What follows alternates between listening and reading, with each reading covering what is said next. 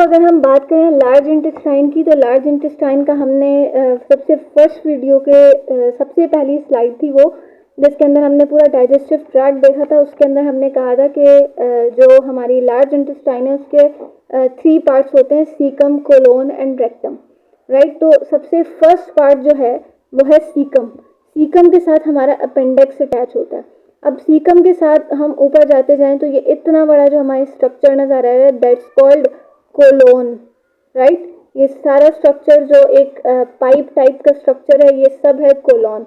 और इसके बाद आता है last part, that is rectum.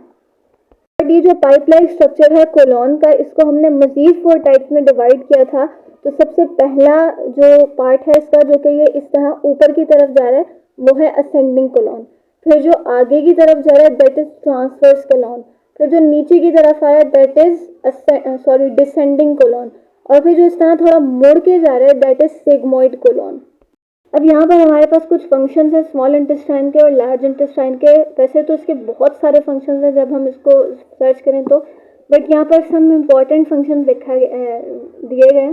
सबसे पहले protection against infection by microbes. जो माइक्रोब्स हमारे अंदर इन्फेक्शन कॉज करते हैं, स्मॉल इंटेस्टाइन उसके खिलाफ हमें प्रोटेक्ट करती है। और इसके अलावा the hormones cholecystokinin and secretin. अब 2 हार्मोन्स को रिलीज करती है, one is cholecystokinin and the second one is secretin. अब जो ये कोलिसिस्टोकिनाइन है ये करता है क्या है, ये बाइल जूस को सीक्रेट करता है, राइट। और थर्ड जो है वो अभी हम पूरी पिछली वीडियो में हमने देखा था, उसके अंदर हमने एब्जॉर्प्शन बार बार कर रहे थे। तो स्मॉल इंटेस्टाइन का सबसे इंपॉर्टेंट फंक्शन होता है कि न्यूट्रिएंट्स को एब्जॉर्ब करता है। उसके बाद अगर लार्ज इंटेस्टाइन की बात करें तो लार्ज इंटेस्टाइन का भी एक बहुत बहुत बहुत इंपॉर्टेंट फंक्शन होता है।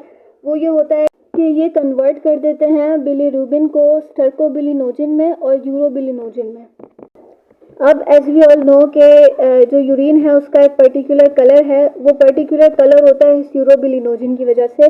और जो फीसिस है उसका भी एक पर्टिकुलर कलर होता है, वो होता है स्टर्कोबिलिनोजिन की वजह से, राइट। इसके बाद सेकंड इसका पॉइंट है कि form and store the faeces. ये फीसिस दरअसल हमारा बिल्कुल एक्सक्रीटरी मटेरियल होता है, उसको ये स्टोर करता है और फॉर्म करता है।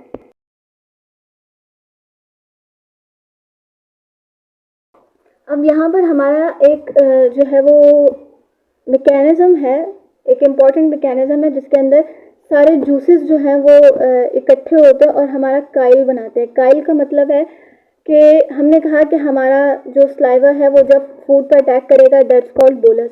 फिर जब हमारे सारे जितने भी पिगमेंट्स है, जितने भी कंपोनेंट्स हैं वो स्टमक के अंदर एक्ट करेंगे तो हमारा जो फूड है उस वक्त वो कहलाएगा काइम।